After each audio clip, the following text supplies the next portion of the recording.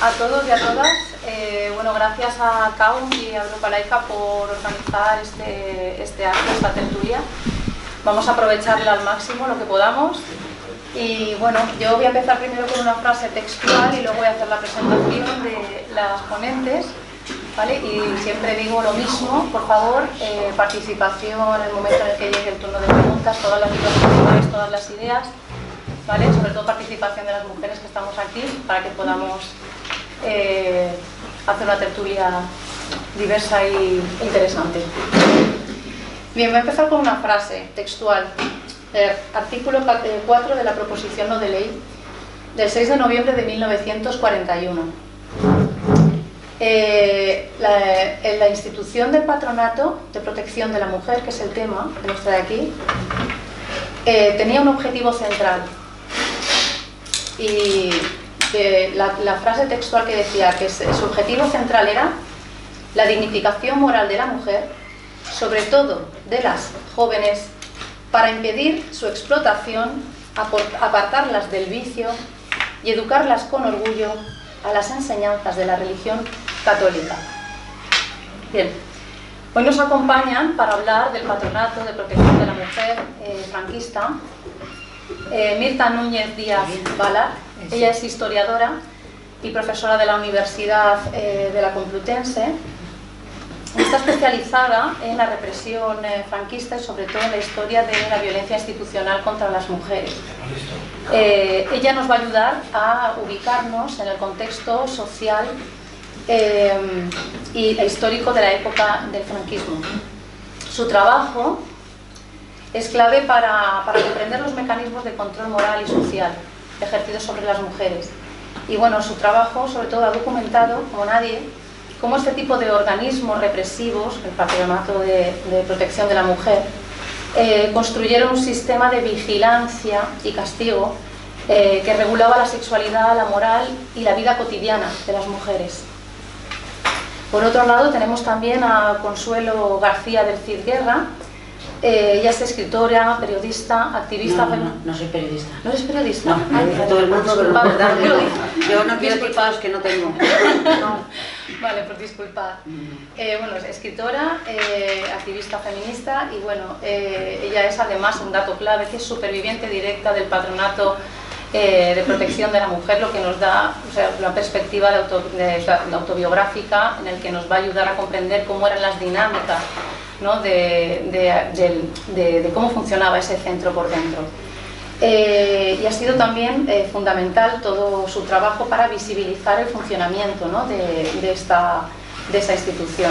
Su labor, igual que la de Mirta, ha ayudado a recuperar la memoria histórica de tantas y tantas mujeres que han sufrido el internamiento, o sea, el sometimiento a internamientos arbitrarios, a la explotación laboral, a la separación de sus hijos y sobre todo también para saber qué congregaciones religiosas estaban detrás, qué formaban parte de esta institución, ¿no? que ejercía tal violencia, ¿no? como toca contra las mujeres. Y bueno, las obras de ellas voy a decir las más destacadas, ¿vale? Entre Mirta, luego lo podemos hablar con más. Si alguien necesita más datos lo podemos repetir. Las obras de Mirta tenemos Mujeres caídas, prostitutas encarceladas y represión franquista, luego también Los años del terror, la estrategia del dominio y represión del franquismo y artículos diversos, ¿no? en revistas académicas que podéis buscar. Luego también de Consuelo tenemos Mi infierno en el Patronato de Protección de la Mujer, Las desterradas, hijas de Eva y Las insurrectas del Patronato. Hay tres más. Tres más, sí. Bueno, pues ahora lo decimos, cuando hablemos de las obras hablamos largos y entendidos, por si os interesa tomamos nota, ¿vale? Y bueno, pues dejo paso ahora a las ponentes para lanzo una pregunta muy general para que ellas empiezan y tengan la libertad de poder exponer el tema.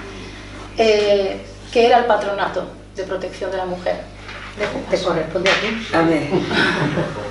Bueno, a ver, el Patronato fue una institución fascista por excelencia que parte de 1902, desaparece con la Segunda República para ser realizado en el año 41, que es cuando lo preside Carmen Polo de Franco. Entonces el lema era velar por la mujer caída o en riesgo de caer que desea recuperar su dignidad. ¿Qué entrañaba esto dentro del contexto franquista? Cualquier cosa. Fumar por la calle, ir con minifalda, darte un beso de tornillo en la última fila de un cine, desobedecer, no estudiar, ser pobre, venir de un orfanato, es decir, cualquier cosa. El patronato contaba con una figura terrorífica llamada las guardianas de la moral.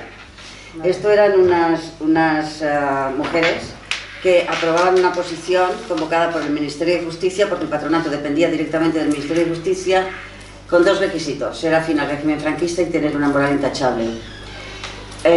Y se paseaban por lo que llamaban las zonas de conflicto, es decir, los centros de las ciudades, piscinas, playas, bailes, bares, etc. Y en el momento que veían a menor, estamos hablando cuando la mayoría de edad era los 21, en el momento que el patronato tutelaba se extendía a los 25 esa mayoría de edad para las mujeres. Los hombres no tenían patronato, por supuesto. Entonces llamaban a la policía, se las detenía, se las esposaba, no se leían sus derechos porque nos detenían, y se las llevaba a un lugar llamado COC, Centro de Observación y Clasificación. Esto era como la comisaría encubierta de este patronato. Allí estaban durante una semana en periodo de observación y se les hacía un examen ginecológico. La que era virgen constaba como completa y la que no era virgen como incompleta.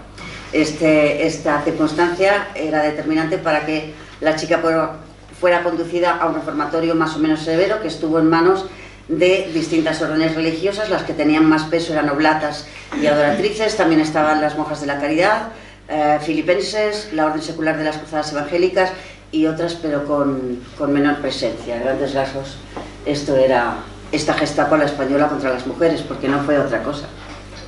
Sí. Bueno, pues la obra de Mujeres Caídas era una obra paralela al patronato, pero era otra cosa. Y la obra se destinaba a las prostitutas.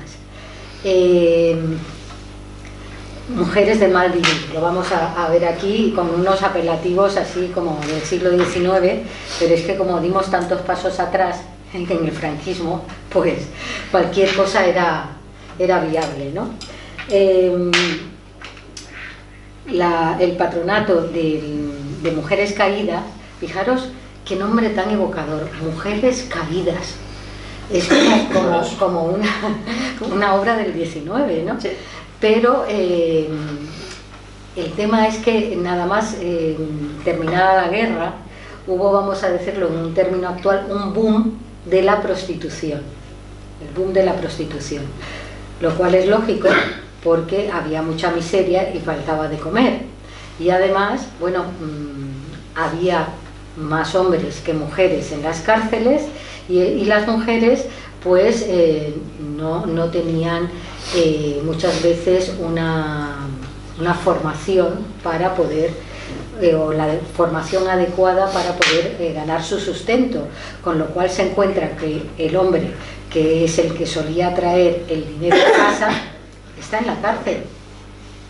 Y a veces todos los padres, es decir, la represión contra los derrotados fue tan tremenda que bueno, pues también muchas familias se quedaron en la mayor de las miserias, con niños incluso, con niños, con lo cual, bueno, tenían que ganarse la vida de alguna manera. ¿Todas estas mujeres tenían esa procedencia? No. También hay una vía, que son las mujeres que venían de sectores marginales de la sociedad y que bueno, estaban encaminadas hacia la prostitución desde la adolescencia, y por lo tanto, pues la verdad es que las condiciones eran muy terribles, muy terribles. Desde el inicio, que es el año 1941, en que se crea la obra de Mujeres Caídas, desde ese año pues se va creando toda una infraestructura para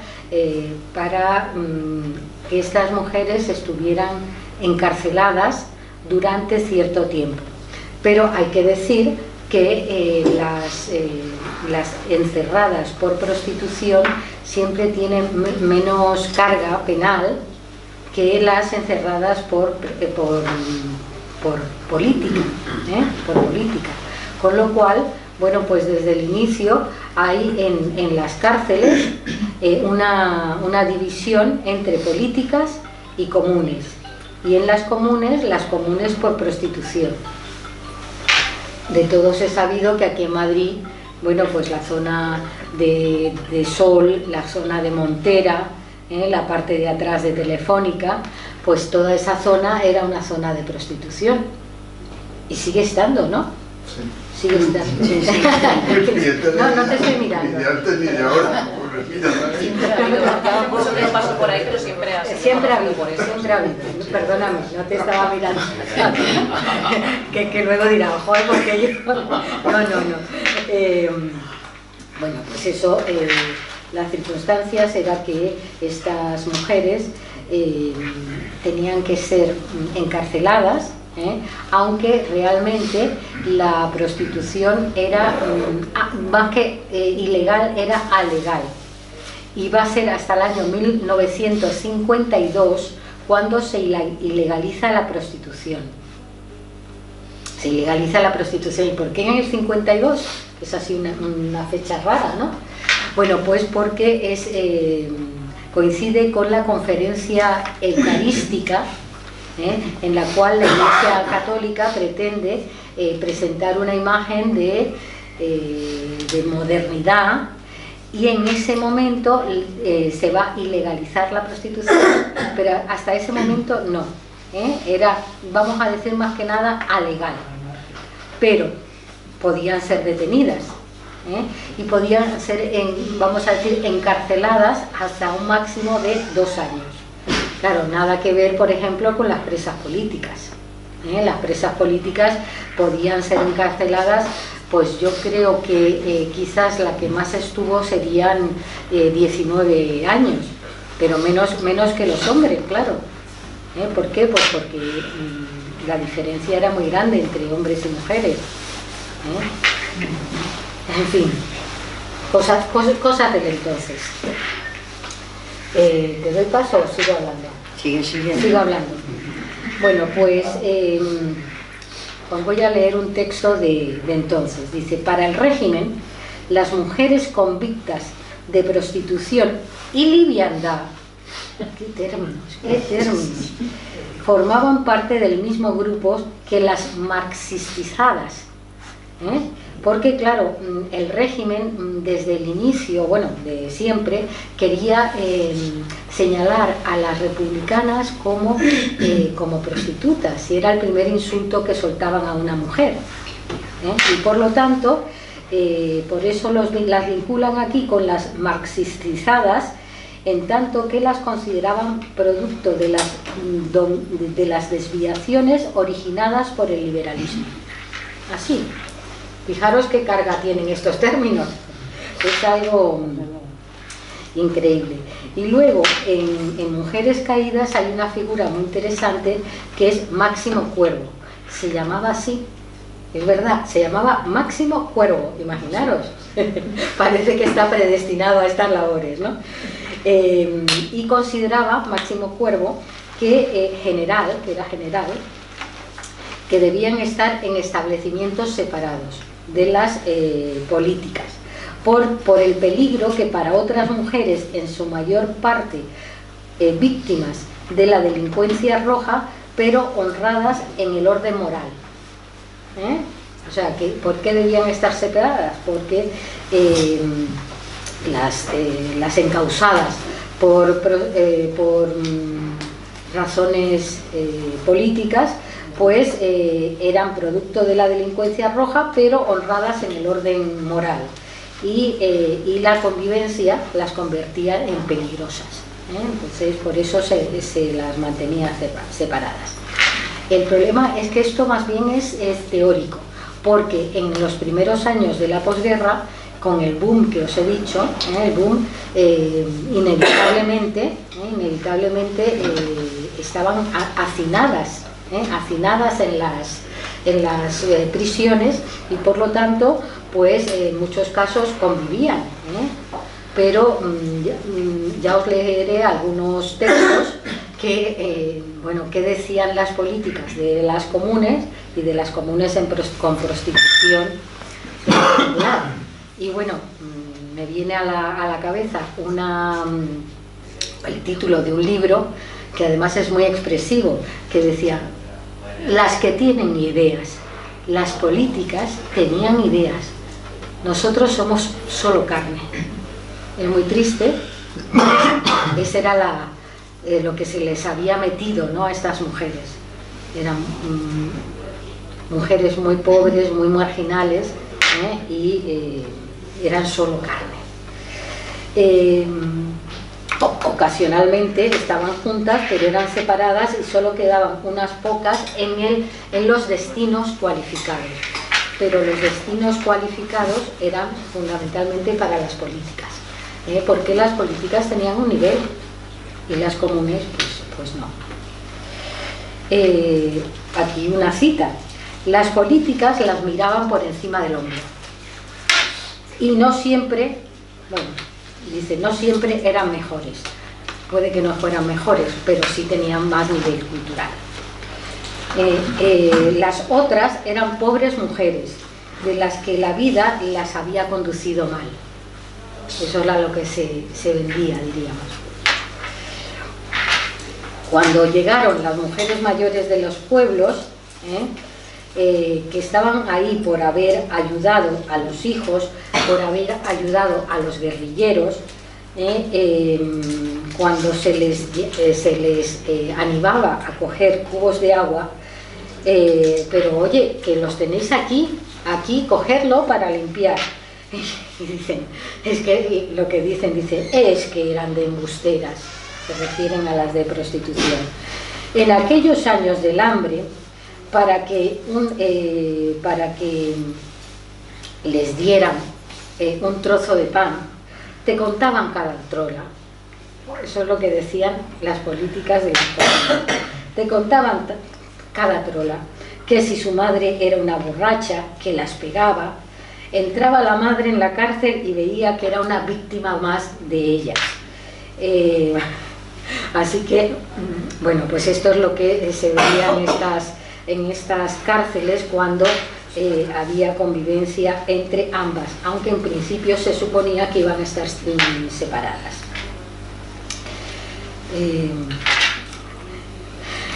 Es que esto me hace mucha gracia. ¿Qué es eso de lavarse tanto? Esto le decían las políticas de las comunes. ¿Qué es eso de lavarse tanto? En mi pueblo eso lo hacían las putas. Fijaros qué mentalidad, O sea, que lo de lavarse mucho era cosa de los... sin embargo, bueno, pues hasta el año 1956 no se ordenó el cierre de los burdeles, que los burdeles eran legales, ni se declaró ilegal la prostitución, aunque ya os he dicho antes que desde el 52, con la conferencia eucarística, ya empieza a ser mal mirada, ya está mal mirada. Pero es curioso porque el franquismo se pasó toda la vida dándose golpes de pecho, y resulta que la prostitución estaba autorizada. Pero bueno, estas contradicciones lo vemos con la derecha todos los días, o sea, ¿qué nos van a contar? Recordemos, por ejemplo, que hasta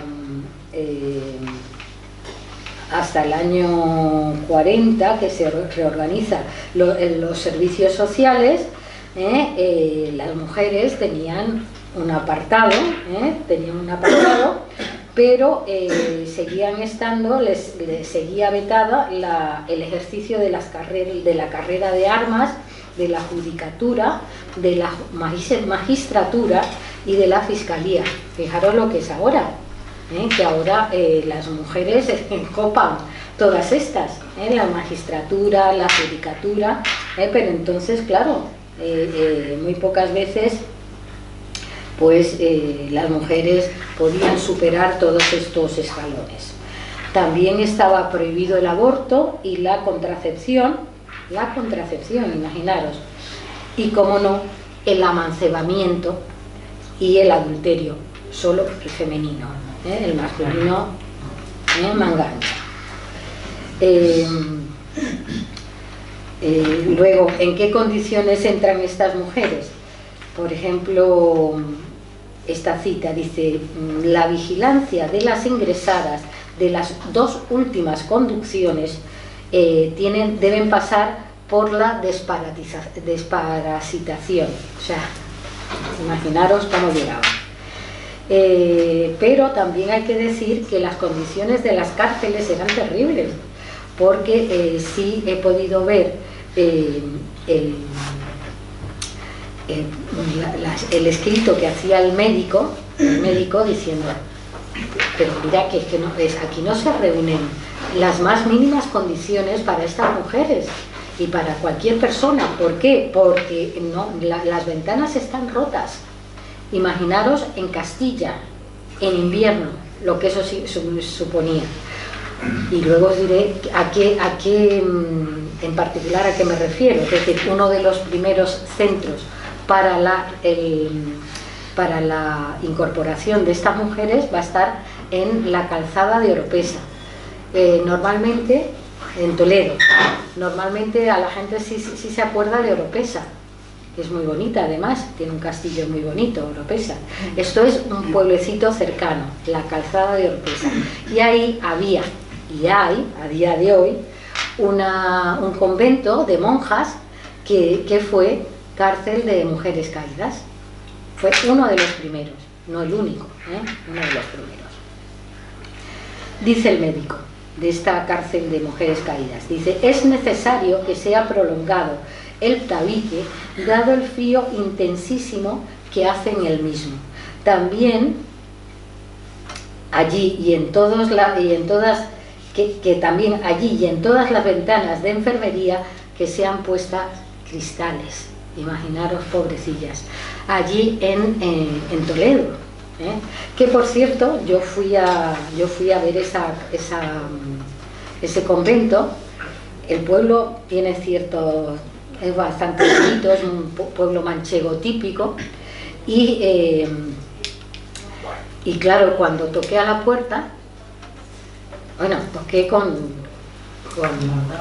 una aldaba, toqué con aldaba. Pues yo decía: no salen. ¿Qué me salió? Una monja hindú, porque ya sabéis que ahora reclutan en los países en desarrollo, ¿no? Eran hindú, pero no me dejaron, ellas no me dejaron entrar ahí al archivo, pero sí me dejaron entrar, por ejemplo, en el patronato de San José, que está en la calle Cartagena, que hay allí también una clínica privada, ahí también me dejaron entrar y pude ver algunas cosas, porque esto en principio es que se convierte en algo privado de la orden religiosa, y sin embargo es difícil que te lo dejen para investigar. Bueno, pues al final pude entrar en algunos, no en todos,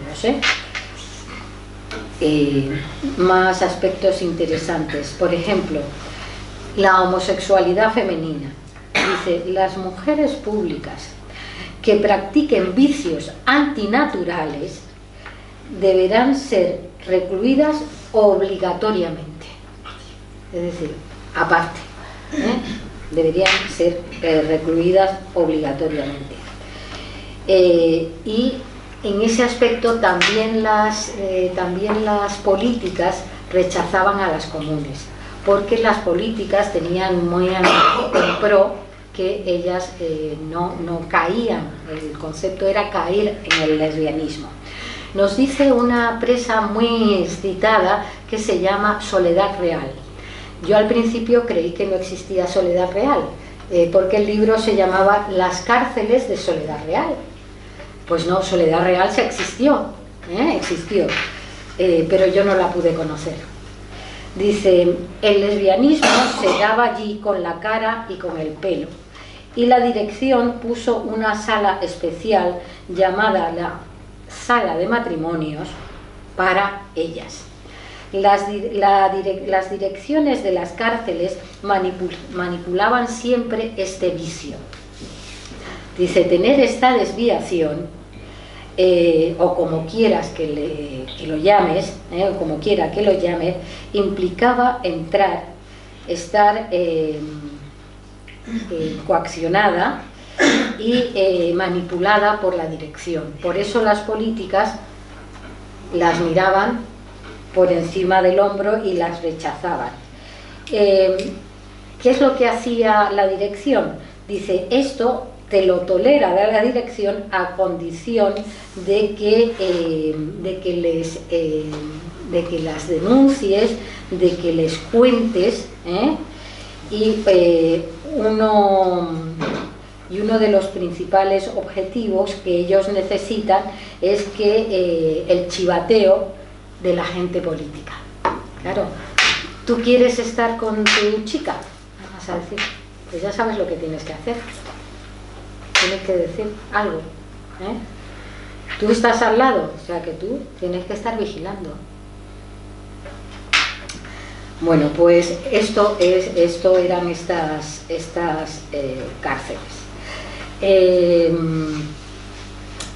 Políticas y comunes, por lo tanto, como veis, cuando conviven, era una vida bastante, había muchos roces y se dedicaban a denunciar el enemigo ideológico, las políticas. Dice, hay que denigrar estas comunes, hay que denigrarlas, vejar y ensuciar su imagen.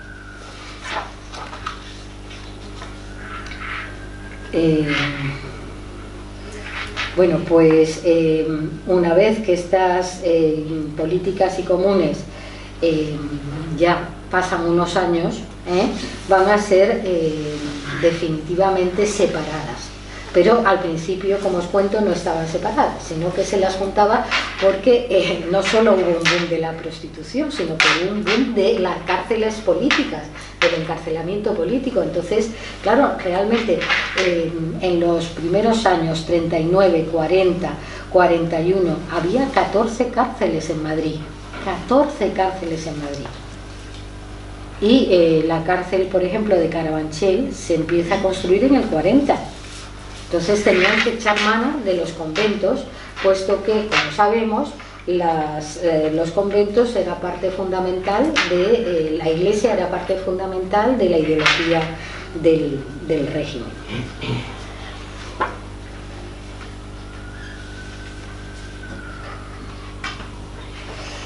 Y eso, que las mujeres habían tenido un papel muy interesante en la zona republicana, puesto que en la zona republicana en los primeros meses la mujer tomó las armas y por lo tanto en el periodo miliciano, de milicias, había mujeres en el frente, pero fue un periodo relativamente breve. Vamos a decir entre 17 y 18 de julio de 1936 hasta noviembre del 36, es cuando hay milicias. Y las milicias que fueron muy heroicas, porque realmente la República no tenía armas, no tenía ejército como tal, porque el golpe militar había destrozado la defensa nacional de la República. Y por lo tanto, pues estas mujeres que se habían integrado en las milicias, bueno, pues pasan al frente en muchos casos, pero no en todos. Y os voy a leer alguna cosa. La presencia de la mujer en primera línea va a ser muy discutida en zona republicana. Todos somos fruto de una mentalidad y esto, claro, era absolutamente rupturista. Entonces, por ejemplo, este artículo, que es de un periódico anarquista, dice: mi intención, nos dice el periodista, es poner de relieve la importancia que la mujer tiene y representa entre nosotros, pero en la retaguardia, mejor dicho, en los hospitales de sangre de nuestra columna. Ahí es donde tiene que estar la mujer. somos fruto de una mentalidad. Entonces, claro, no había dado tiempo a cambiarlo, ya bastante que pudieran empuñar un fusil. Otra cita dice: en este pueblo, como en tantos otros, el lema de la burguesía y de la religión católica ha sido cortar las fuentes del saber. Las mujeres, por desgracia, son las que respiran más este ambiente insípido y podrido. Porque ya sabemos que es parte del enemigo. Para la República es parte del enemigo, la Iglesia Católica. Aunque también hay que decir que hubo curas republicanos. Y cuando hay un cura republicano se le lleva a, por ejemplo, a hablar por los micrófonos. Y por ejemplo, la miliciana que yo conocí, que era una mujer excepcional, majísima, se llamaba Rosario Sánchez Mora, la dinamitera, que tú también la conociste, una mujer excepcional, majísima. Y además uno la miraba y decía: no lo puedo entender, esta mujer que era así como muy poquita cosa, muy delgadita y tal, pues ahí estuvo desde primera hora, pero sobrevivió poco tiempo en primera línea porque una bomba de mano que le arrancó la mitad del brazo. Y la verdad es que era impresionante verla tan mayor, con medio brazo nada más. Dice: las mujeres, por desgracia, son las que respiran más este ambiente insípido y podrido. Son buenas en extremo. Cuando vas a su encuentro para que te orienten en algo, te reciben con la sonrisa en los labios. Cuando te encuentres frente a frente con estas compañeras, no las trates como instrumentos de placer, sino como verdaderas compañeras, tributándoles toda clase de atenciones, a ver si con nuestros buenos y nobles comportamientos logramos borrar de sus mentes los prejuicios a que esta burguesía podrida les ha sometido.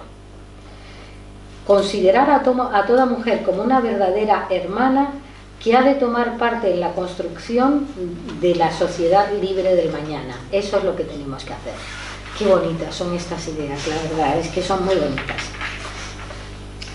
Bueno, pues la dinamitera, la dinamitera, una vez que muy pronto una bomba de mano le arranca medio brazo, pues fue evacuada del frente y fue instalada en el pabellón de Filosofía y Letras de la Complutense. Ahí fue instalada y bueno, pues fue curada y ya, eso sí, ya no pudo entrar en primera línea. Ya lo que hizo fue pasar a la retaguardia, dedicarse a la propaganda, y ahí es donde se encuentra con Miguel Hernández, que es por lo cual Rosario Sánchez Mora, la dinamitera, pasa a la historia, ¿no? Y ya os digo, ella era de un pueblo de aquí de Madrid, que era de Villarejo de Salvanés, y la verdad es que ya os digo que era una mujer encantadora y bueno, excepcional. Y luego, con el paso de los tiempos, después de haber estado en la cárcel, que estuvo en la cárcel de Getafe, que era terrible porque era también otro de esos conventos que fue rehabilitado, entonces las condiciones, pues eso, el frío, la falta de comida, la suciedad, todo, porque todo esto formaba parte de una estructura para humillar y para envilecer. Esta es la estrategia. En uno de esos libros que he trabajado, hablo de las estrategias, y esta era una de las estrategias más efectivas. La primera estrategia fue la estrategia del silencio, que llega hasta nuestras generaciones. No, tú no digas nada, tú no sobresalgas ni por arriba ni por abajo. ¿Por qué? Porque las paredes oyen. Bueno, pues las mujeres, por lo tanto, van a van a ser conducidas a estos sectores. Ella, cuando cae finalmente la República, va a conseguir en los últimos años tener un puestecillo de chuches en Cibeles, pero vamos, sin ningún tipo de apoyo, ni ningún tipo de que el frío que hace en Madrid, hoy mismo, ¿no? O sea, que estaba allí sin ningún tipo de cobertura para enfrentar el frío, y allí vendía pues aquello que se vendía, leche de burra. Leche de burra, que no era leche de burra, ¿no? Así que bueno, pastillas de leche de burra. ¿Pero qué era la leche de burra? No.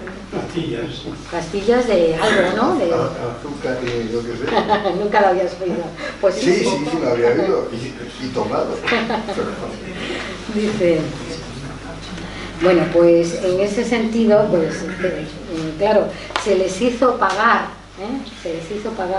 y ya con esto me voy dirigiendo hacia el final, porque tú también tienes que hablar más. Se les hizo pagar por su fidelidad a la legalidad republicana, que era realmente la legalidad democrática, porque ellos, que además se habían sublevado contra el gobierno legal y legítimo, tenían muy a pecho reivindicar que ellos eran la legalidad, y no los republicanos, porque la república era perversa, la república se echaba todo tipo de basura sobre la república. Entonces, bueno, pues continuamente lo que se decía de la república era terrorífico, y por lo tanto estas mujeres, las que habían tomado las armas, pues son denigradas, son denostadas y son rechazadas. ¿Por qué? Pues porque representaban la nueva mujer, y sin embargo, bueno, pues el franquismo representaba todo lo opuesto, el retro, ¿no? Todo lo que miraba hacia atrás. Bueno, pues esto es lo que podemos decir de estas mujeres. Se crea, además de la cárcel de Toledo, también se creó una cárcel en Tarragona, que también era parte de lo que habían dejado los romanos. Se llama La Punxa, se puede visitar, pero vamos, lo que hay es una torre que fue utilizada de cárcel, y ahí se metieron a estas mujeres, ¿no? Además de estas terapias muy duras de supervivencia, de difícil supervivencia, la más abundante fue la terapia, llamamos terapia entre comillas, religiosa. Es decir, estas mujeres eran sometidas continuamente a rosarios, el camino por los patios, todo esto. O sea, era la terapia fundamental, era la terapia religiosa, y esta es la que se supone que las iba a reintegrar a la sociedad. A las mujeres, a estas mujeres y a las presas políticas también se utilizan los niños, puesto que los niños pueden entrar en las cárceles hasta los 3 años. En parte, como había tanta hambre, pues diríamos que era un poco laxo en ese terreno, y a lo mejor podían durar hasta los 4 años dentro de las cárceles con sus madres, pero en unas condiciones muy terribles, porque claro, estas mujeres pues eran muy penalizadas, y estos niños van a ser objetos también del robo, el conocido hoy como el robo de niños. Entonces, claro, cuando tenías que sacar al niño o a la niña fuera de la cárcel porque ya habían cumplido la edad, pues este era el momento delicado y peligroso que podía dar lugar a que el niño desapareciera, el niño o la niña desapareciera. Con la mujer se hacía una propaganda edulcorada, lacrimógena, y las mujeres hacían procesiones en los patios de las cárceles, se aprovechaba para bautizar a quien no estuviera bautizado y a las comuniones. Es decir, que esto se hacía en las cárceles. Las mujeres van a ser sometidas a todo tipo de insulto, denigración de palabra y de obra. Por ejemplo, lo que se hacía mucho en los primeros años es, y se había hecho previamente en los pueblos, es darle de tomar aceite de ricino. Sabéis lo que da lugar, ¿no? Sí, sí. Entonces, imaginaros lo que significaba para estas mujeres que las paseasen por los pueblos y que se estuvieran haciendo, bueno, es que es de una malignidad, les cortaban el pelo, se les hacían moñitos para ser objeto de burla y por lo tanto todo les era poco. Y yo digo, hoy en día, oyendo al PP y a Vox en el Congreso, dicen, son los herederos directos, porque es que las barbaridades que dicen, y yo pienso, digo, hay que decirle, como se decía antes a los niños, os vamos a lavar la mano, la boca con jabón, porque decís tantas barbaridades, la boca con jabón para que no digáis barbaridades. No lo hacen, los moñitos se les rapaba, y además se les impedía, pues por ejemplo, el registro de los hijos póstumos, es decir, aquellos hijos que nacían en la cárcel y que habían nacido después de la muerte del padre, pues estos se les ponía impedimento para que fueran registrados, para una vez más hacer tangible lo que decían, que eran hijos de... O sea, que todo está pensado desde la malignidad, desde la malignidad.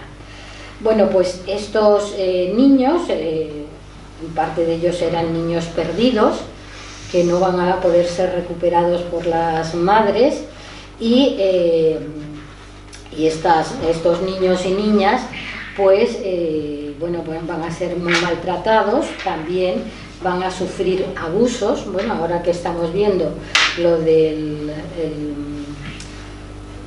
arzobispo, me parece que es de Cádiz, pues imaginaros, pobres niños que estaban sin ningún tipo de protección de sus padres, así que eran carne de cañón para los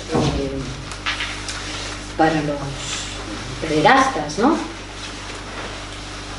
Bueno, pues para terminar, estas cárceles van a estar presentes pues hasta los últimos años del franquismo, las cárceles de mujeres caídas, aunque es verdad que va mejorando el tema, va mejorando el tema en la medida que España va a mejorar su nivel económico, a pesar de los pesares, a pesar de todo lo que se había sufrido, de todo el hambre que se había padecido, pues España va a mejorar, ¿no? Pero se tardó mucho, muchísimo. Y una de las razones es también por ejemplo, estos presos, tanto políticas y políticos comunes, y también los de mujeres caídas, pues estos van a sufrir bueno, pues falta de comida, y por lo tanto la tuberculosis va a ser epidémica. Y por ejemplo, yo después de mucho dar, pedí entrar en instituciones penitenciarias, que está muy cerca, está aquí en Alcalá, entren en instituciones penitenciarias para mirar los libros de actas, cualquier documentación, porque yo, para encontrar esta documentación, yo estaba estudiando redención de penas por el trabajo, es decir, el trabajo semiesclavo de los presos políticos. Y para ese trabajo resulta que cuando se llegaba a mirar estas obras, que son magníficas, porque muchos impresores fueron detenidos y fueron encarcelados, con lo cual a final de año se presentaba un documento muy bien hecho de la vida en las cárceles, por supuesto para hablar de estas maravillas que se hacían con los presos, con las presas y con los hijos. Y con los hijos también se hacía proselitismo, y se le decía, claro, estos niños, si no, llevan la simiente del mal. Entonces tenemos que hacer el proselitismo con los niños de los presos y las presas, y por lo tanto serán sometidos a una presión muy grande, no solamente para comulgar, para confirmarse, para todo, sino que además les elegían para ayudar a las monjas en el trabajo diario, para que aportasen el sustento que recibían, algo del sustento que recibían. Y además tenían que ser, es todo tan maligno, tenían que ser instruidos, educados y adoctrinados en los colegios religiosos, porque, como todos sabemos, son los mejores. Entonces, los hijos de las presas, hijos e hijas de las presas, son conducidos no a los colegios llamados nacionales, sino a los colegios religiosos, para doble ración de adoctrinamiento y por lo tanto, bueno, pues que se mantuvieran dentro de la fe a pesar de lo que habían sufrido, ¿no? Entonces ellos eran diríamos, el modelo que se quería hacer con los niños. Colegio religioso. Fijaros si somos buenos, eso se les decía. Fijaros si somos buenos, que les damos los colegios concertados, hoy serían concertados, los colegios religiosos, a los hijos de los rojos, que son los mejores. Los colegios religiosos, como he sabido, con ironía, evidentemente, son los mejores. Y eso es lo que se les remacha en la cabeza a estos niños y ya termino, que me voy a comer su tiempo. Muchas gracias. Muchas gracias.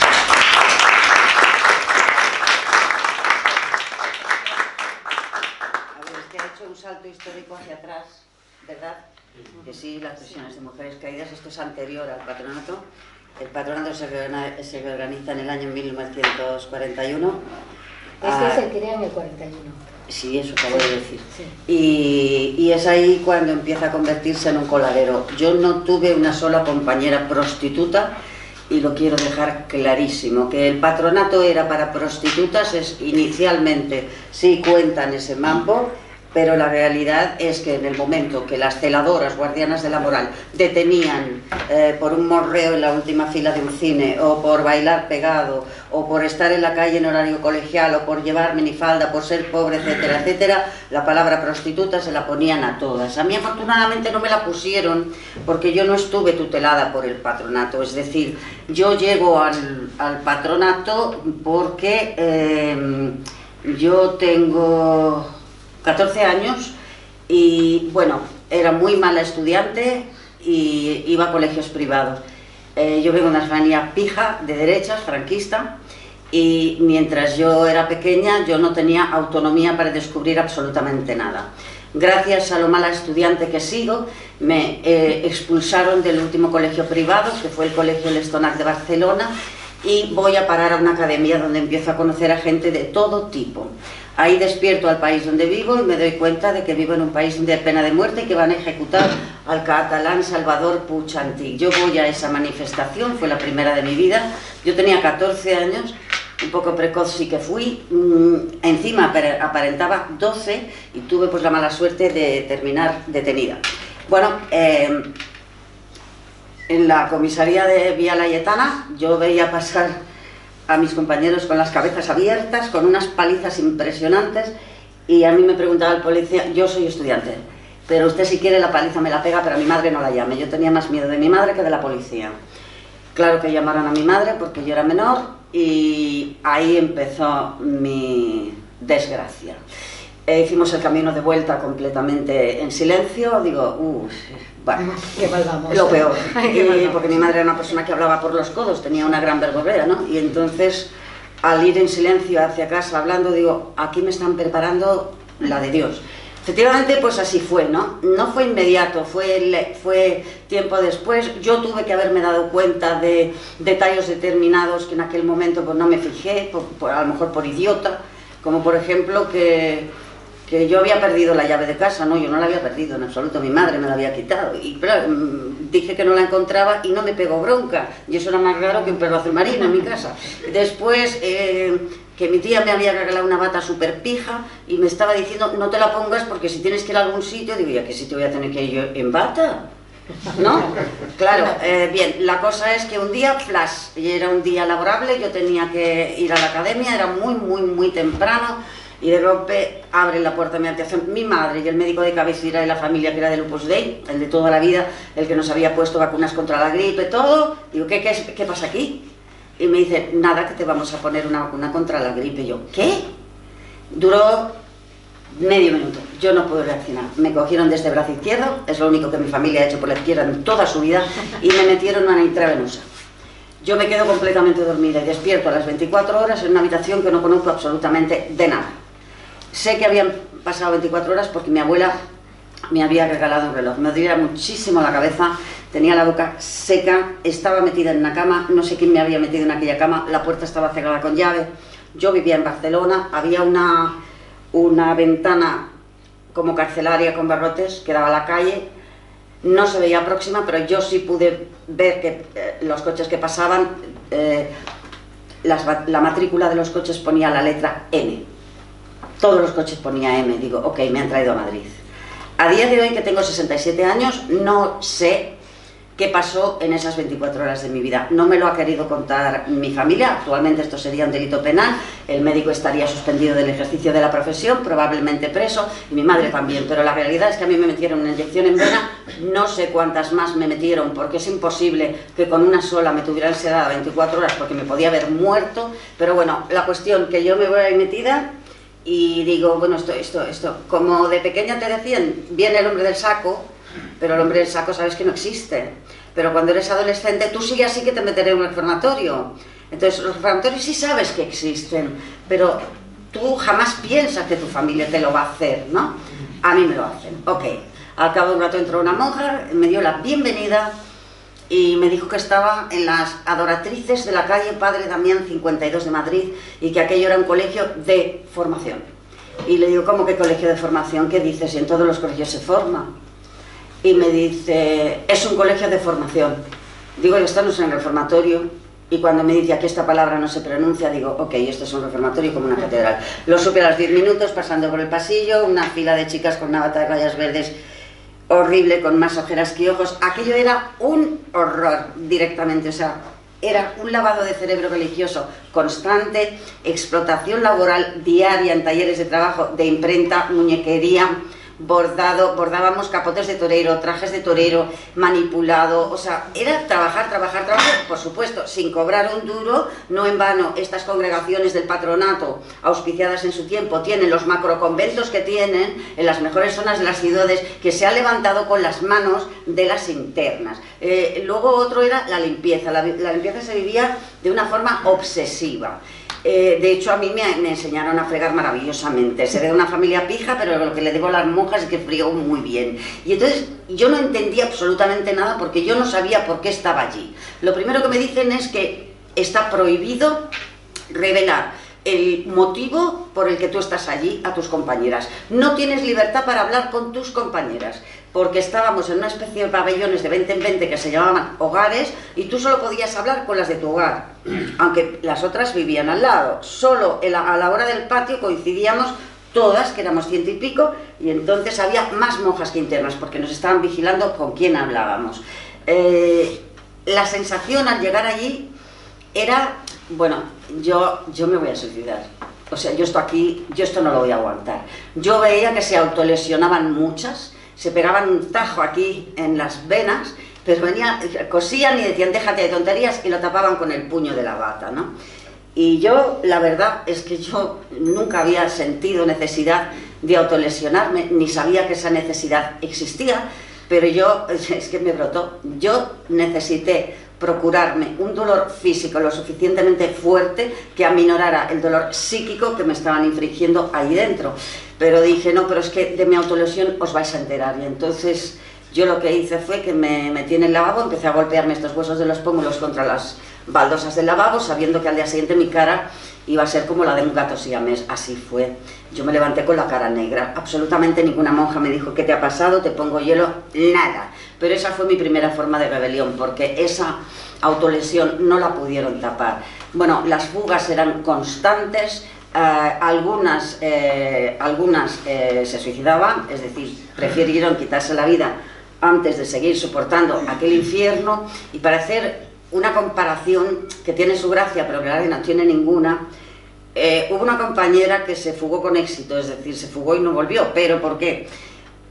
Lo que hacía el patronato era que si tú eras de Barcelona te llevaba a Madrid, si eras de Andalucía te llevaba a Cuenca, es decir, te desvinculaba de tu lugar de procedencia para que en caso de fuga tú no tuvieras dónde ir. ¿Qué pasó? Esta chica se fugó y como estaba en la calle, no conocía a nadie y no tenía dinero, se unió a una banda de atracadores de bancos. Y entonces ella hacía de gancho, es decir, ella hacía de gancho, tenía que distraer a los policías porque estaba muy buena y era muy rubia, pero es de aquí que el atraco salió mal. Y los enganchan a todos. Y como ella ya tenía lo que se consideraba mayoría de edad penal, que era 17, va a la cárcel de Alcalá de Henares. Cárcel de Alcalá de Henares que, como ella ha descrito, eran horribles. Pues ¿sabéis lo que dice? La cárcel de Alcalá era la gloria comparada con los reformatorios. La gloria. Primero, podíamos hablar todas con todas. Si trabajabas te pagaban una mierda, pero algo te trabajaba. La comida era asquerosa, pero igual de asquerosa que en el reformatorio. Dice, yo en la cárcel, comparado con el reformatorio, era la gloria. Y era literalmente así. Literalmente así. Bueno, ¿cómo se podía salir de ahí? Solo había 3 formas.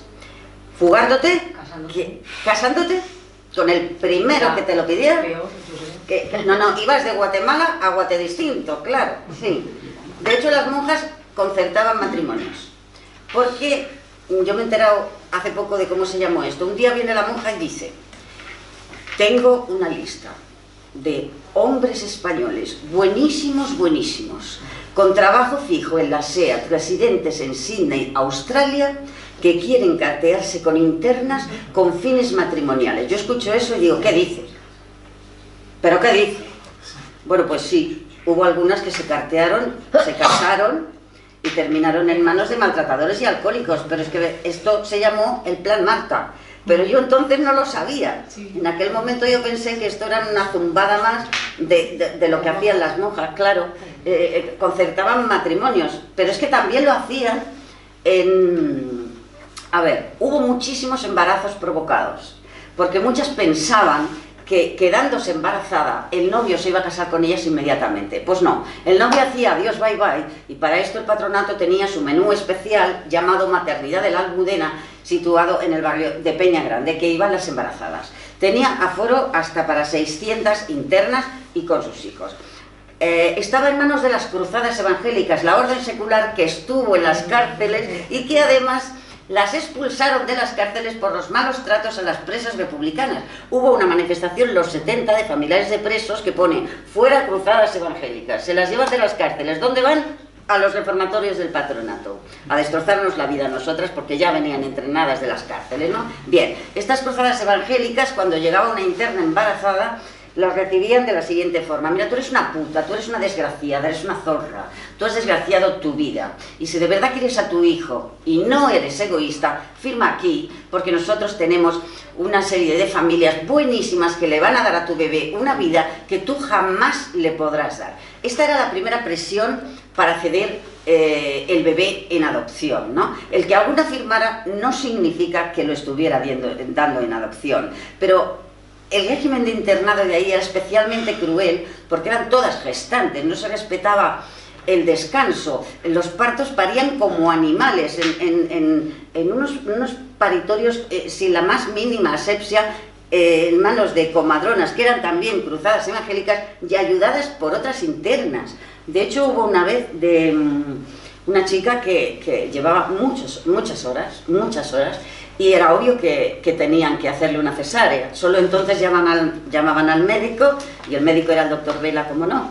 Y entonces aquella mujer llevaba no sé cuántas horas rabiando de dolor, estaba con la jeringuilla para anestesiarla, y el médico hizo así, tiró la jeringuilla al suelo, quedó clavada y dijo: que se joda, que se entere de lo que es parir, porque es una putada.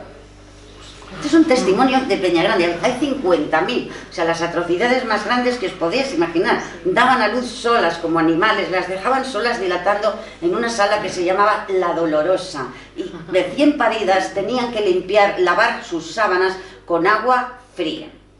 Todas estas congregaciones del patronato, en el año 85, porque no desaparece hasta 1985, se reconvierten en ONGs y viven del dinero público, están en los centros de menores, centros de acogida, etcétera, etcétera, etcétera. Y como muy bien has dicho, el tema lésbico fue especialmente cruel, porque claro que había lesbianas en los internados del patronato. Yo conocí varias. No, pues que en el momento que se detectaba, no solo ya por un... Claro, es que piensa que si te uniforman, te convierten en anónima. Y siempre íbamos uniformadas. Entonces, ellas intentaban por todos los medios que no se notara, pero daba igual.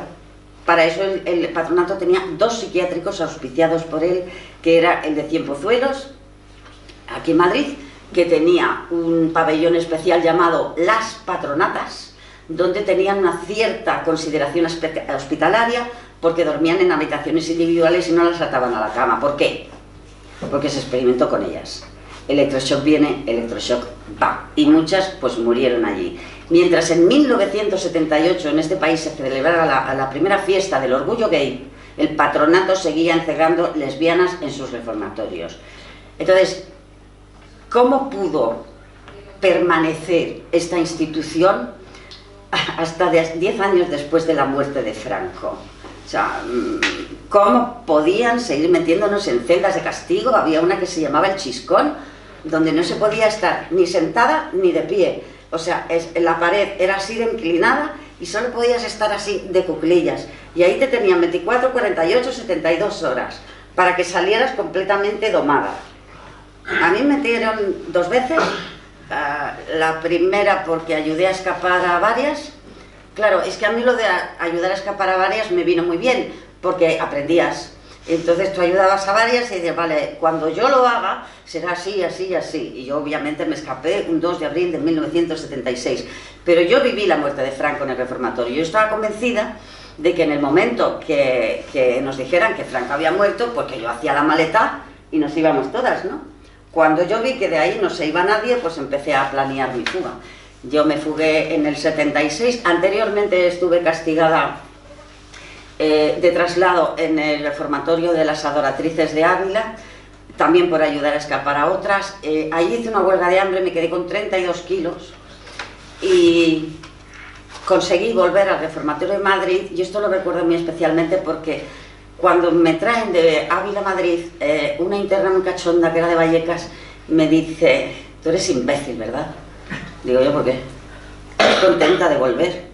Digo, claro que tú no sabes lo que es Ávila. Me dice, ese es el objetivo, enseñarte otro peor, que te estés un ratito, para que olvides definitivamente la posibilidad de salir y volver a casa. Digo, es verdad.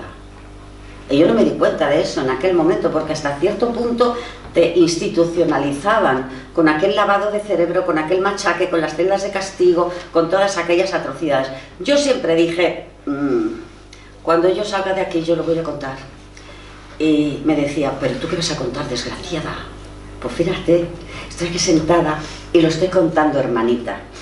Bien, fui trasladada al reformatorio del Buen Pastor de Barcelona. Ya había ganado algo, estaba en mi ciudad.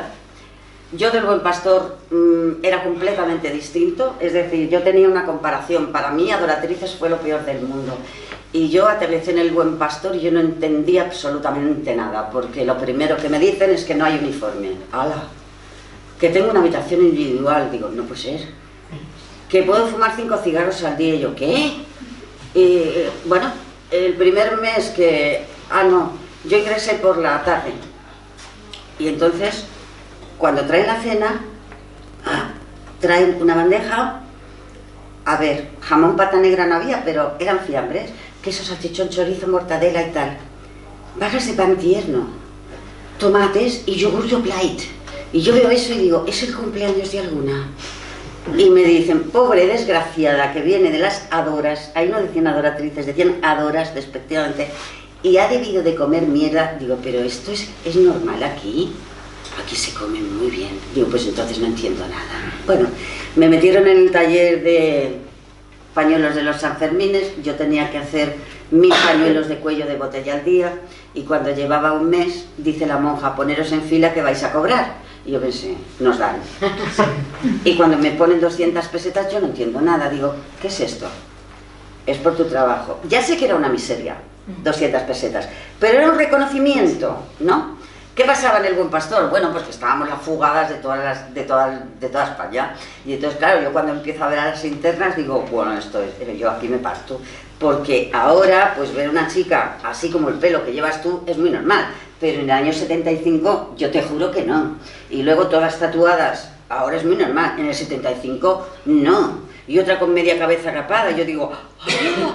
¿Pero esto qué es? Y escuchando la música que les daba la gana, dando palmas a los chunguitos, otra que me enseñó a hablar caló. Bueno, aquello era, digo, mira, si mi desgracia es tener que estar encerrada, porque así lo ha decidido mi familia, porque yo soy lo peor, porque yo soy una subversiva, porque yo voy a acabar poniendo bombas, que era lo que decían de mí, por Dios, si yo no tiré ni un cóctel molotov. Yo sí, octavilla sí, en una multicopista manual sí que lo he hecho, pero yo no tiré ni un molotov. Pero es que estaban diciendo de mí, vamos, como si yo fuera camino del terrorismo, ¿no? Cuando teníamos en Adoratrices de Madrid compañeras etarras que salían de la cárcel e entraban voluntariamente en las Adoratrices de Padre Damián porque tenían miedo a ser linchadas por la calle. Hombre, mérito tenían, porque pasar del talego por bombas que hayas puesto a esa mierda de sitio y que te pongan a bordar en silencio todo el día, hay que tener cuajo, sinceramente. Pero bueno, yo no entendía por qué estaban allí aquellas mujeres que eran mayores, tenían 24, 25, 26, ¿no? Bueno, lo que quiero decir, en el Buen Pastor era totalmente distinto. De hecho, yo cuando vi ¿cómo se llamaba? Sí, la película Tacones Lejanos, la escena del baile de la cárcel de Vivi Andersen, eso era el Buen Pastor, eso era el Buen Pastor. Yo me llevé de maravilla con todas mis compañeras, ahí conocí de todo. Esas sí traían a sus espaldas delitos cometidos durante las fugas. Fue el patronato quien las indujo al delito durante las fugas, porque si no tienes para comer vas a robar comida. Si no tienes donde dormir, puede que te prostituyas de forma ocasional, cuando no lo habías hecho nunca. Y muchas de ellas cargaban con delitos y ya estaban fichadas durante las fugas, pero eso fue el patronato. No cuando ingresaron. Bueno, yo viví un motín que me enteré hace un mes porque me lo contó una compañera. Yo escuché como una bomba, ¿no? Dentro del reformatorio, escuché bomba, digo, ¿qué pasa? Entonces, los talleres estaban a pie de patio y las ventanas daban hasta el suelo y se abrían las ventanas y entonces entraban los camiones con el género y tú entregabas el género hecho, ¿no? Total que, ostras, de repente llega un camión y salen 2 chavales y dicen, rápido, venga, deprisa, la que quiera. Bueno, se metieron en el camión casi 20 y se fugaron. Claro, yo como era nueva me quedé ahí sentadita, a veces yo estoy en Barcelona en el camión, no me meto, porque entonces esto va a ser peor para mí. Claro, pero es que he sabido, yo era nueva y yo no me enteraba de quiénes eran esos dos. Pues esos dos resulta que eran el Vaquilla y el Torete. Y de verdad, Vaquilla, que no es un ejemplo de nada el Vaquilla para nada. Que en paz descanse. Muchísimas gracias, Vaquilla y Torete, por ayudar a escapar a casi 20 del Buen Pastor. Yo tuve la suerte de salir del Buen Pastor porque ahí las visitas no eran supervisadas, ni la correspondencia ni nada, y entonces eran en el patio. Y cuando mi madre me viene a ver, claro, mi madre era una pija de derechas, y dice, ¿pero esto qué es? Digo, pues yo vivo aquí, tú me has metido aquí. Entonces se me acercó una compañera gitana que me estaba enseñando caló, y claro, cuando mi madre me ve a hablar caló, dice, ¿qué es esto? Digo, duerme en la habitación de al lado, es amiga mía y tal. Como no sabía qué hacer conmigo, decide llevarme a algo llamado cursillos de cristiandad, que esto se le llamaba el Opus de Alpargata, y esto estaba en Tiana y eran ejercicios espirituales para pijos. Entonces yo llego ahí, veo 4 curas progres de aquellos de la guitarra y tal, y digo, este. Y me voy al cura y le digo, ayúdeme. Y le cuento todo mi periplo, la inyección, el no sé qué, el no sé cuántos. No te preocupes, tú ahí no vas a volver. Digo, pero ¿usted está seguro de lo que está diciendo? Completamente. No te preocupes, tú ahí no vuelves. A mí me sacó un cura, se llama Agustín Viñas Garchac, le debo la libertad a ese sacerdote, y fue cuando fui a buscar mi maleta al Buen Pastor, que me despedí de mis compañeras en el patio y les dije, aunque pasen 40 años, yo soy escritora y el país entero se va a enterar de lo que nos han hecho. Empecé a cumplir esta promesa 36 años después, primero con las destacadas hijas de Eva, y llevo 15 años luchando por la visibilidad de la Gestapo a la española más cruel contra las mujeres que tuvo lugar en este país y que estaba totalmente oculta, pero no porque se quisiera ocultar al loro, no, es que no les importábamos absolutamente nada, como no les importan nada las menores de ahora prostituidas en los centros. Pero yo voy a llegar al final de toda esta historia. Hemos conseguido un perdón de plástico el 9 de junio por parte de la Conferencia de Religiosos y el 28 de febrero de 2026 seremos reconocidas como víctimas del franquismo. Muchas gracias.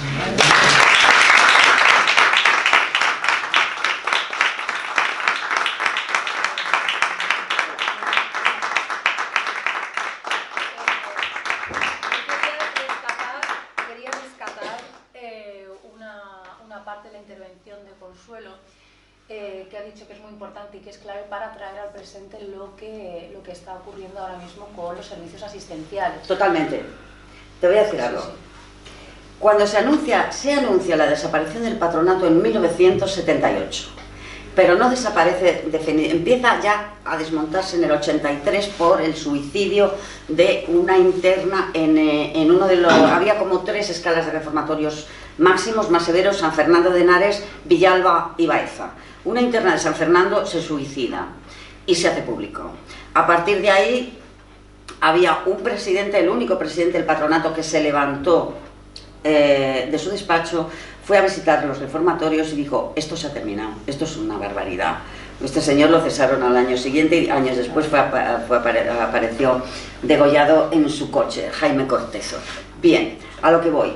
A mí me parecía muy raro que todas las monjas estaban estudiando trabajo social. ¿Qué pasaba? Esas celadoras guardianas de la moral del patronato que habían aprobado esa posición solo siendo afín al régimen franquista y teniendo una moral intachable, en 1978 por la cara las nombran asistentes trabajadoras sociales sin haber estudiado la carrera. Ellas extienden su simiente hasta el final, y esa simiente continuó, porque ahora podéis coger cualquier informe psicosocial quitaniños de los servicios sociales de ahora y utilizan exactamente el mismo lenguaje del patronato. Esto lo suelto yo en el año 2017 en el Senado y publico un libro titulado El desmadre de los servicios sociales. Y es la única vez que me han denunciado. Me denunció un juez y me tuvieron 3 años judicializada por la vía penal, cuando yo dije toda la verdad, que se siguen robando niños en España, que lo han legalizado y que lo están haciendo los servicios sociales. Así de claro.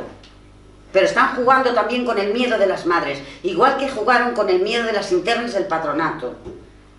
Porque muchas no hablan, porque como nos inocularon el estigma de vergüenza, o sea, a mí me decían que yo tenía el diablo en el cuerpo, porque yo venía de familia bien. Además es que cuando yo supe que yo no estaba tutelada del patronato, por el patronato, que yo era de pago, dije, bueno, a lo mejor si soy de pago lo tengo mejor. Para nada. Las de pago lo teníamos peor que ninguna. ¿Por qué? Porque éramos las que pensábamos. Y entonces decían, no, porque vienen de familias buenas, lo han tenido todo y no tienen perdón de Dios. Y conmigo se cebaron de la forma más cruel, a ver hasta dónde aguantaba yo. Pero mira, gracias a ellas me he dado cuenta de que aguanto mucho. Yo aguantaba mucho aislamiento. De hecho, aguanté tanto aislamiento que cuando vieron que el aislamiento conmigo no funcionaba, no se les ocurrió otra cosa que meterme en una habitación con un reclinatorio donde había un cuadro monumental al óleo de la monja fundadora de las adoratrices Santa María Micaela del Santísimo Sacramento del Altar. Y me dejaban allí 8 horas sola. Y yo, claro, yo arrodillada delante de la monja, pues claro, me aburría. Y entonces pues me puse a hablar con ella. Y entonces le digo, anda la que has liado, menuda mierda de sistema has creado tú, por santa que seas. A ver si tienes un detalle y por lo menos mañana pones macarrones, porque yo no puedo más con esta comida de mierda. Y al día siguiente llego y ya había macarrones. Y entonces yo empiezo, ¡milagro! Entonces les creí que me iba a meter monja. Y yo rezaba y hacía así. Y así me pude escapar. Madre mía. Pues eso mismo, o sea, la cuestión está en cómo se han diluido responsabilidades de estas personas que han formado parte, ¿no?, de esta institución opresora. Y a día de hoy el tema de los servicios asistenciales que trabajan con grupos sociales vulnerables que están sometidos son los que más fácil se pueden adoctrinar, porque se les queda la sensación de que les debemos algo, que es lo que decía Mirta, ¿no?, que parece como que colocaban a sus hijos en colegios privados concertados y se le queda la sensación de les debemos algo, ¿no?, a día de hoy. Entonces, pues es muy importante que se exijan que los servicios sociales, los servicios asistenciales que trabajan con estos grupos sociales, sean públicos, laicos y democráticamente gestionados, ¿no? Porque a día de hoy vamos a lo mismo, los que controlan, los que siguen ocupando este mismo espacio, lo que son, pues son empresas privadas. Luego están, estas mismas empresas privadas están divididas en organizaciones, o sea, son organizaciones con ánimo de lucro, y luego están las conocidas SAL, que son las organizaciones sin ánimo de lucro, y es ahí donde se meten las congregaciones religiosas. Por eso muchas veces es difícil, ¿no?, diferenciar, incluso identificar qué congregación religiosa está detrás de esta fundación que está llevando este centro de menores o este centro de... pues está ocupando todos los espacios. Es raro el espacio que sea público. Entonces, por eso hoy tenemos que estar pendiente, que hayan datos claros y exigir que se gestione de manera democrática, que sea público y que sea laico. Efectivamente. Pues fíjate que estamos tocando 3 temas muy importantes, muy importantes. Sí. Y creo que es una ocasión para tomar contacto con eso, porque no es muy conocido. Hazlo y te van a demandar, como me demandaron a mí. No, de momento no tengo intención. No lo hagas. Además, fijaros también el tema de que trabajen con este tipo de grupos sociales, es decir, cuando nosotros, los que votamos, los que votan a un gobernante, se supone que tú votas a alguien para que gestione lo público. En el momento en el que un gobernante delega esa responsabilidad a entidades privadas, pero estoy hablando de educación, estoy hablando de otras cuestiones públicas que tienen que gestionarse, que tiene que gestionarlo, pues eso, un gobernante o una institución pública delega en manos privadas, está demostrando una incapacidad para gestionar lo público. Eso es algo que a mí, por lo menos a nivel personal, me choca, ¿no? Es decir, ¿cómo podemos confiar en un político, en alguien que delega en manos privadas? Entonces yo creo que esa gente no se lo plantea a la hora de votar. Entonces, un poco más. Menos intervención. Hemos sido muy claras, me parece a mí, ¿no? Porque clarísimas. si queréis intervenir para plantear alguna idea, por favor. Me parece que estaba antes el señor de atrás. No, sí, vale, sí. Bueno, yo digo que las mujeres que sois las que más habéis pasado esta situación del nacionalcatolicismo, si habéis sido bautizadas en la Iglesia Católica y ahora todavía seguís, me parece que es de baja de bautismo. Y eso es bautismo, es una baja por apostasía. Yo me di de baja. Yo nací en el año 52, cuando la Iglesia Católica es la única religión oficial y permitida. En el año 64 66 ya salió la libertad religiosa, yo tenía 14 años, y ya empecé a aprender de estas religiones y vi que muchos se estaban dando de baja Iglesia Católica. Cuando yo cumplí la mayoría de edad, que entonces a los 21, como también habéis dicho vosotros, ya fui a hablar con el cura y dije, de ese registro de bautismo dame de baja. Dice, vale, anoto que te ha dado de baja, no borro tu nombre porque si vuelves a ser católico no te vamos a bautizar de nuevo. Vale, pero se quedó con una copia mía, firmada por mí, como de baja, y me dio una copia firmada por él. Y dije, no lo puede hacer cualquiera ya. Todavía no vivía Franco en el 73, que es cuando se cumplió 21 años. Pero ya estaba permitido. El que no se haga de baja Iglesia Católica, pues no quería. Y si todavía ahora hay mujeres que dicen que son feministas y son miembros de una religión machista, y todos los que mandan son hombres en la Iglesia Católica, digo, será porque queréis, porque ahora han podido de baja. Y si dicen que son rayas y quieren que se separen los del Estado, y no se dan de baja de la religión que más está aprovechando del Estado, digo, entonces ¿por qué? Y muchas mujeres me dicen, bueno, es que estas cosas de religión son cosas sagradas, esto es muy íntimo, ya esto es mejor no hablar de ello. Pero digo, oye, podéis hacerlo, si queréis, y si no lo hacéis, porque no queráis. De los partidos políticos es fácil darse de baja porque hay que pagar una cuota. Cuando deja de pagar la cuota, si pasa varios años sin pagar la cuota, te da de baja por impago de cuota del partido. Como en la religión no se pagan cuotas, como no se va a llenarse de baja intencionalmente, no de baja nunca, vamos, estar siempre ahí siendo católico y romano porque cuesta en el fe de bautismo. Pues digo, oye, para que quiera, que se de baja. Gracias por la información. De todas formas, hay sus modulaciones.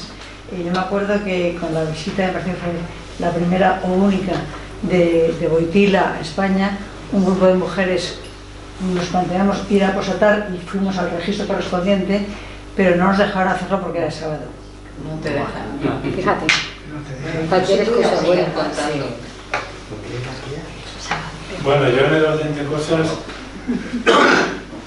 en el año, no hablando de mujeres, pero hablando de la represión eclesial, yo fui contratado por un colegio, el Colegio de Ciegos de Madrid, en Inmaculada Concepción, en el paseo de La Habana 208. Estaba cerca del padre Damián, ¿sabes? Paseo de La Habana 208. Bueno, pues empezamos, yo daba algo de lengua española, literatura y tal. Pues total, que como les iba metiendo Miguel Hernández, le iba metiendo Lorca, le iba metiendo cosas, a las 3 clases me apartaron. Y no solamente eso, sino que encima me degradaron, en cierta medida me pusieron de ¿cómo se llama? De celador. Teniendo y tal. Tenía a mi disposición 25 chicos, 13, 14 años, estaban con las hormonas hasta arriba. Por la noche era un festival. No, pronto, de todo lo que hacían, yo les dejaba estar. Siempre había algún chivato y a partir de ahí me empezaron a machacar. Los chavales tenían que ir a misa todos los días. Todos los días. Yo les dije que fuera el que quisiera. Yo tenía la obligación de acompañarles. Los acompañaba a quien quisiera. Pues total, que empezaron que si las confesiones, que si los castigos, que si la represión, que si tal. Total, que al curso ese me echaron. Ya, adiós. ¿Sabes? O sea que también ha habido esa represión, también con los niños, y con los niños ciegos, ¿no? Una represión terrible también, ¿sabes? Muy fuerte. Que era el año 71. O sea que también, aquí he conocido ese mundo, ¿no? Ese mundo, después ya me separé de la enseñanza y ya estuve en otro lugar, ¿no? Te quiero decir, y también conocí casa, y también con Mirta, Rosario, que me queda, tiene un librito suyo, ¿le entiendes? Es que si lo tengo. Sí. Bueno, en su momento lo consultaría, pero ahora... No, yo tengo el libro suyo que me lo dedicó. Tengo un libro pequeñito de su vida, que quieres te lo paso. Pues sí, gracias. Y lo lees y tal. Pues te Hay otro también. Y había otros también, había algunos escritos de Ángel García Madrid. Sí, que además vivió hasta hace... Que tuvo las veces de ventas. ¿Sabes? Y también había cositas ahí, claro que era presa política, no no era lo mismo, ¿no? Pero también tiene algunas cosas y unas anécdotas que te pueden interesar. Sí.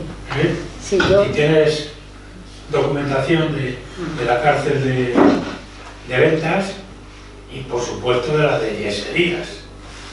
Ahí tendrás abundante, ¿no? Sí, lo que pasa es que dónde han quedado los fondos, eso hay que buscarlo. ¿Eh? Que dónde han quedado los fondos, eso no es tan sencillo de encontrar. Bueno, a lo mejor porque a veces tú Yeserías dices, pues es una hombre, fundación que se llama Yeserías, Juana Doña. También. Yeserías sigue existiendo. Sí. O sea que primero hay que tener paciencia y hay que empezar a buscar. Hombre, claro. Bueno, pues yo te paso el libro de Pues estupendo. Rafael, es muy chiquitillo. Sí. Que es sobre su vida. Sí, sobre su vida y tal. Yo tengo un recuerdo maravilloso de ella. Sí, sí. Fermín, por favor. Sí. Bueno, primero a la compañera cuando decía, sobre todo las mujeres. A ver, yo creo que vivimos en una sociedad en la que, como decía, no sé si eran los anarquistas, nadie puede ser libre en una sociedad que no es libre, ¿no? Y además vivimos en la misma sociedad y el avance de la humanidad ha sido la empatía, el ser capaz de ponerse en el lugar del otro. Es difícil, siempre. A mí, fijaos, gente que llevamos tiempo en todo lo de la memoria histórica, pues me ha sorprendido vuestro testimonio, ¿no? Que sabíamos cosas, pero evidentemente quien lo sufre directamente y la gente más cercana es la que te aporta, bueno, ese punto. Pero yo creo que no podemos desviarlo hacia qué postura personal, porque como se ha dicho, ha sido bueno, un castigo y una opresión estructural, política, con instrumentos políticos. Y la gente que defendemos la verdad, justicia y reparación por los crímenes contra la impunidad, por los crímenes del franquismo, que sigue existiendo, fijaos, habrá reconocimientos morales, pero las víctimas del franquismo, de los crímenes del franquismo, no son víctimas reconocidas, no tienen derechos, no tienen derechos, como cualquier otra víctima. No se les aplica, por ejemplo, a las víctimas de ETA, tienen su reconocimiento. Y en ese sentido, yo creo que hay aquí una exigencia, que es que se establezca la verdad. ¿Cómo puede haber todavía eso de que no se puede acceder y que es privado? Parte fundamental de la historia del franquismo, de la opresión, que encima ha continuado. No nos extraña, porque el Tribunal de Orden Público se convirtió de la noche a la mañana en Audiencia Nacional, los mismos. Ahora nos echamos la mano a la cabeza con los jueces del Supremo, pero es que esta gente nunca fueron depurados, y han llegado hasta nuestros días. Y siguen obrando sobre su ideología, además hacer alarde. Nos decimos, ¿cómo es posible que los jóvenes ignoren? Oiga, yo que está en la enseñanza hasta que me he jubilado, es que ha habido un silencio. Es que ha habido un silencio impuesto de paseo páginas sin leerlas, de todo, y con la ley de amnistía se amnistiaron los asesinos, los torturadores, y eso aquí hay que reconocerlo, la parte de responsabilidad de las llamadas izquierdas oficiales. Porque esto ha sido posible, ese lavado, ese blanqueo del franquismo ha sido posible porque no era posible otras cosas. Siempre decían que no era posible otra cosa. Bueno, eso algunos lo ponemos en cuestión. Y por eso hemos llegado hasta nuestros días con jueces, que todavía yo creo que hay una cuestión en esto cuando la gente dice depuración de los jueces franquistas. Que no la hubo y no existe. Y habrá que planteárselo. Si es que realmente, o sea, claro, es que, quiero decir, estamos en una democracia con un rey que reconoce en su memoria que fue puesto por Franco y sus herederos, en un régimen que tenía los privilegios de la Iglesia y los sigue teniendo, incluso aumentados en nuestros días. Con unas ONG, como estamos diciendo, yo cuando me viene gente así, licenciados, digo, seguro que defiendes una causa justa. Sí, sí, sí, bueno, pero qué justo es competencia de un Estado para garantizar esa justicia a todos y no dejarlo en lo privado, etc., ¿no? Y cuando hablamos de sanidad, cuando hablamos de... El problema es que aquí, no nos extrañe que haya un montón de herencias que se han provocado y eso hay que abordarlo no personalmente, o sea, yo a mí me preocupa de apostatar, me confieso, desde los 15 años, pero el problema no es personal, ni siquiera el problema es por qué el Estado mismo y las instituciones permiten que la Iglesia tenga los privilegios, que adoctrine desde la más tierna edad, etcétera, etcétera. Y como está diciendo, a mí me escandaliza, bueno, no nos vamos a escandalizar por todo lo que estoy diciendo, pero que realmente en el convento de la calzada de la Oropesa de la Calzada pueda... La calzada de Oropesa. Exacto, calzada de Oropesa. La calzada de Oropesa. Calzada de Oropesa, sí, tengo una cuñada que vive en Oropesa y sé por ahí muy bien. ¿Cómo es posible que ellas pueden decir que tienes acceso o no a algo que es fundamental para establecer la verdad de lo que ha sucedido ahí? Pues lo dicen y se quedan tan anchas, porque Nada nosotros más, estamos pidiendo expedientes y las monjas quiero no decir que es sueltan un elemento, nada. estáis dando elementos muy serios para que no se quede solamente en un libro que es muy importante, de que el libro que se sepa, sino que es una bandera a levantar diciendo verdad, justicia y reparación a toda la gente que sufrió y que incluso pues sigan secuelas hasta nuestros días. Lo que estaba, no voy a meter para no alargarme, pero el tema de los servicios sociales, de arrebatar a los niños, que está pasando estos días, simplemente porque alguien es pobre, porque la madre es pobre, y se los arrebatan y dicen que no puede seguir viendo los niños. Bueno, pues son barbaridades que tienen sus antecedentes. Claro que los tienen. Pues muchas gracias. Pues ya una cosa, los crímenes de la pederastia de la Iglesia los vamos a pagar todos. No nos quepa la menor duda, que la Iglesia no va a pagar un duro de reparación, lo vamos a pagar todos. Pues me parece fatal que quieran. Junto con los 175.000 millones creo que se llegó el año pasado. Bueno, es flagrante, es flagrante. Totalmente. No sé si alguna palabra. Yo quería una pregunta específica para Consuelo. Mientras no se rompan concordato con la Santa Sede, no hay nada que hacer. Sí, eso es clave. Yo No hay nada que hacer. quiero recordar que en la ley de memoria no se reconocía a todas las mujeres que sufristeis y que sufrieron esas perversiones del franquismo, y me ha resultado muy agradable escucharte que en febrero del 26, no sé si has hecho que a ti o a todas o a muchas vais a ser reconocidas como víctimas del franquismo. Sí. ¿Eso por qué había sido? ¿Cómo ha sido? Porque al PSOE no le queda más remedio que hacer esto. Es una Porque decisión cuando se hace el del Consejo traspaso de Ministros. funciones del patronato en el año 1983, por Galicia lo asume Mariano Rajoy, que entonces era secretario de la Comisión Mixta, pero por Madrid lo asume el PSOE. Y el PSOE coge el patronato y no hace nada. El PSOE asume el patronato. No hace nada contra la Iglesia. Pero estataliza, ¿no? Claro, o sea, Estataliza. ellos no sabían nada, o sea, vamos a ver, si un médico va tantas veces a un internado, aunque lo vendieran como un internado normal, que no lo era, si un médico va tantas veces al mismo sitio donde se cortan las venas tantas niñas, no se cuestiona nada. ¿Qué pasa en ese lugar que todas se quieren suicidar? ¿Qué pasa en ese lugar que todas se escapan? Nadie sabía nada de esto, en serio, porque sí se sabía, porque solo 2 veces recuerdo que un domingo por la tarde nos sacaron a dar una vuelta por Padre Damián, todas uniformadas y cogiditas del brazo. Aquello fue tan humillante, nos miraba toda la gente del barrio con desprecio, y las señoras se cogían al brazo del marido como si se lo fuéramos a quitar. Y yo le dije a la monja, prefiero estar dentro que dar una vuelta para formarme un cigarro y un trozo de pastel de chocolate que aguantar esta humillación. Lo sabía la gente del barrio, lo sabía, pero nadie hizo nada. Nosotras no tenemos muertas en las cunetas, nadie vino a darnos un tiro en la nuca. Tenemos suicidas que se tiraban por la ventana antes de seguir soportando ese régimen brutal. ¿Cómo tiene que ser para que una niña de 16, 17, 18 años ponga fin a su vida antes de seguir aguantando eso? Cuando el patronato le está diciendo, tú te vas a quedar encerrada aquí hasta los 25. Es que si te decían eso y ingresabas a los 26, yo os juro que te daban ganas de tirarte por la ventana. De hecho, yo por la ventana no, pero sí intenté quitarme la vida, pero me salió fatal. ¿Es decisión del Consejo de Ministros?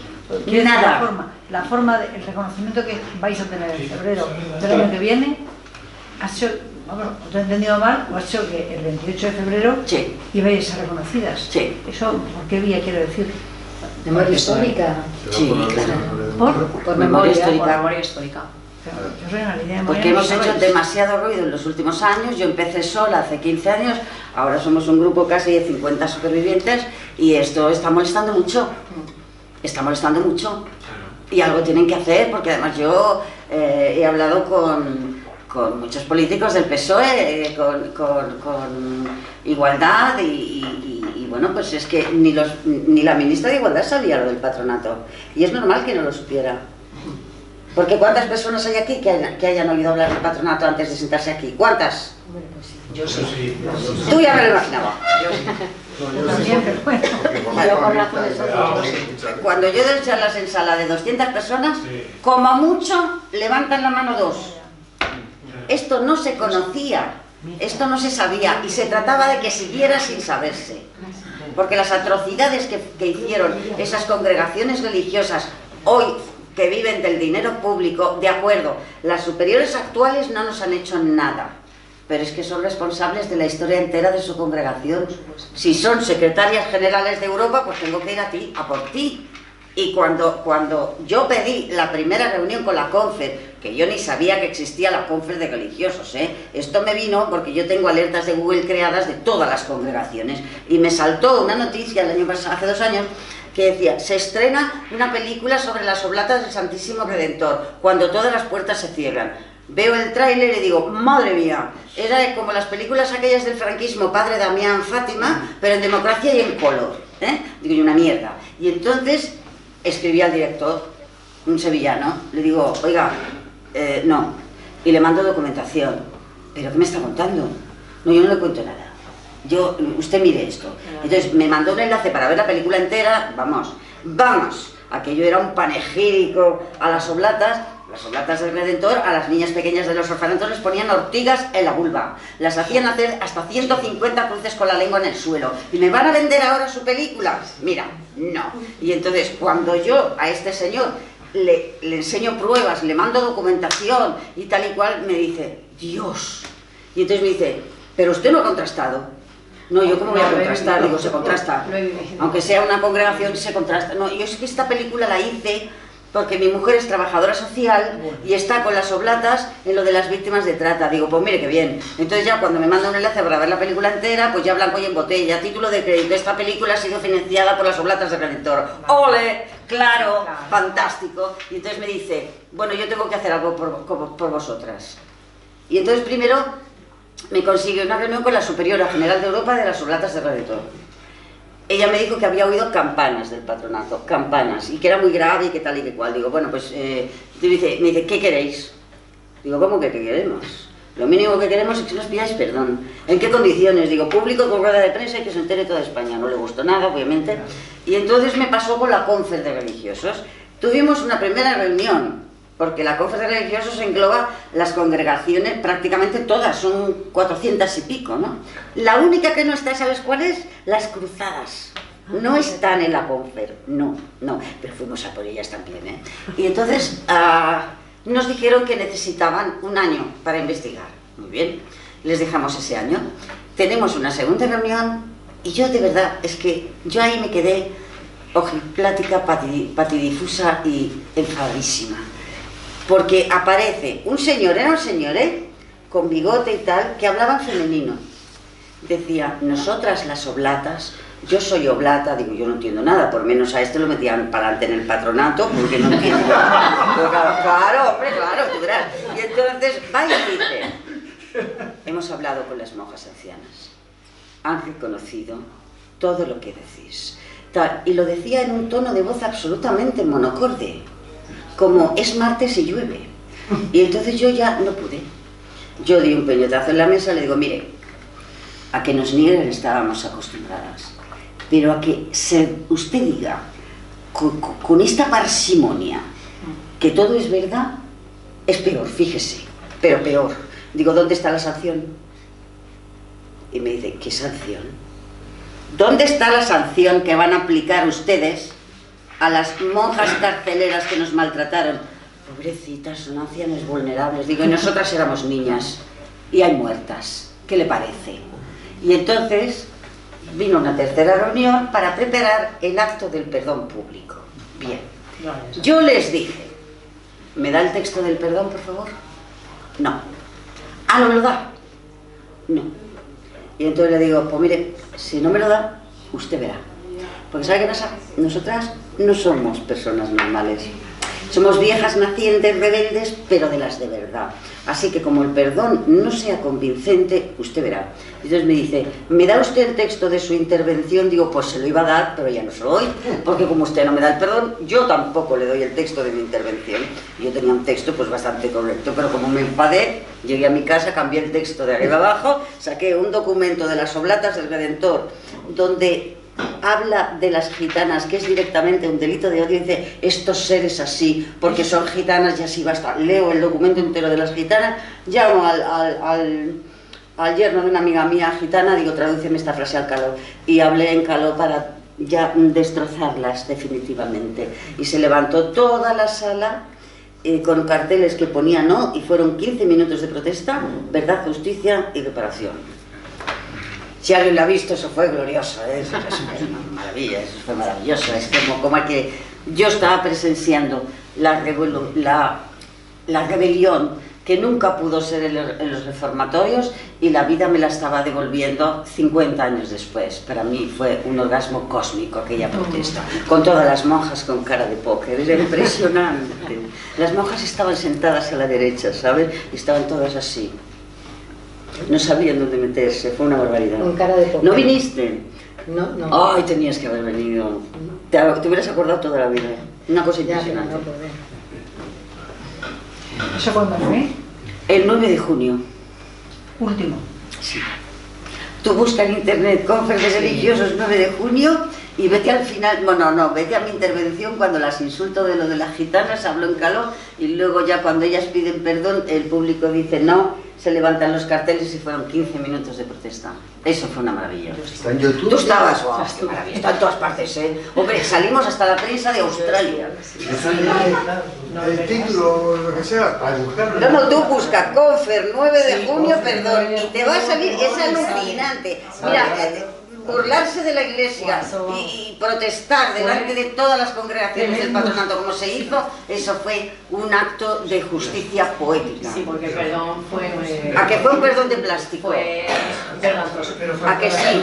Falta la justicia judicial. Sí, claro. Claro, sí, pero... Bueno, tenemos que... Sí, vamos que yo me a tengo que ir a cerrar. casa. Quiero agradecer, por favor, a todos los que habéis acudido a esta tertulia. Quiero agradecer a Mirta y a Consuelo por sus relatos y por su exposición, porque esto tiene que servir para que haya difusión, que ayudemos también a que la voz llegue más lejos y que se pueda seguir con esta lucha y que se consiga lo que estamos intentando reivindicar, y sobre todo ellas con su trabajo.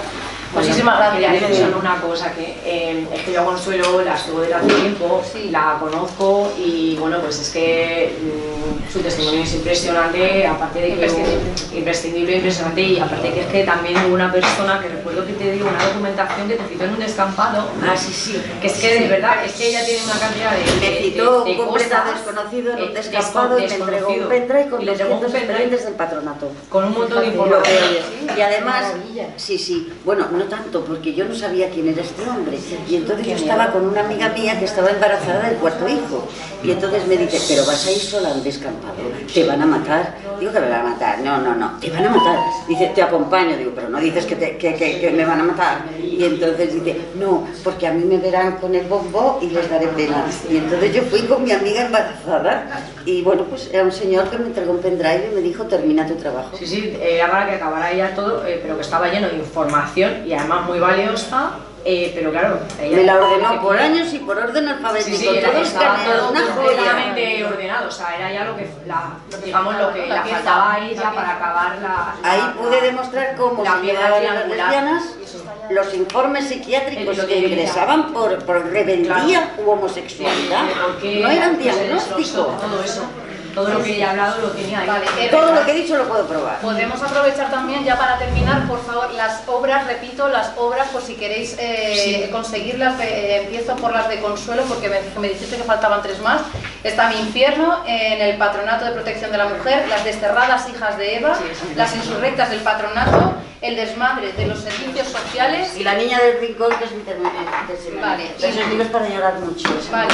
Y obras de Mirta, Mujeres caídas, prostitutas encarceladas en el régimen franquista, ese es uno. Los años del terror, la estrategia del dominio y represión del franquismo y artículos en revistas académicas, ¿vale? Y muchísimas gracias. Hasta la próxima, ¿vale?